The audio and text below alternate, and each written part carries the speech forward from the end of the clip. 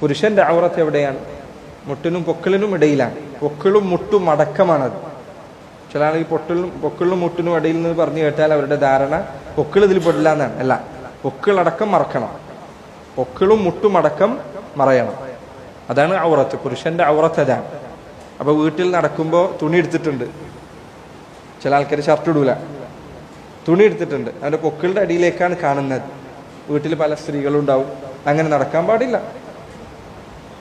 അതുപോലെ ഈ കാലഘട്ടത്തിൽ ഉണ്ടായിട്ടുള്ള ഫിത്നകളിൽ ഒന്നാണ്, പല വീടുകളിൽ ഇപ്പോൾ ഇത് ആരംഭിച്ചിട്ടുണ്ട്. വലിയ ആളുകൾ, ചെറുപ്പക്കാര് ട്രൗസർ ഇട്ട് വീട്ടിൽ നടക്കുക. പല വീടുകളിലും ഇപ്പോൾ തുടങ്ങിയിട്ടുള്ളൊരു പ്രശ്നമാണ്.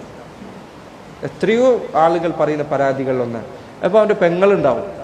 നിന്റെ പെങ്ങൾ, അവൾ കാണാൻ പാടില്ല ഈ പറഞ്ഞ ഭാഗം, നിന്റെ പെങ്ങളാണ് എന്നുള്ളത് കൊണ്ട് അവൾക്ക് ശരീരത്തിൽ ഈ പറഞ്ഞ ഭാഗങ്ങളൊക്കെ കാണാമെന്നില്ല, പറഞ്ഞ് മറക്കണം.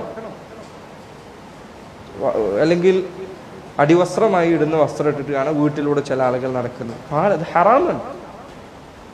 ലജ്ജയുള്ള ഒരു മനുഷ്യന് യോജിച്ചതല്ല, വൃത്തിയില്ലാത്ത കാര്യമാണ്. വലിയ ആളായി കഴിഞ്ഞാൽ പ്രായമിത്തിയുടെ വസ്ത്രം ശരിയാക്കണം.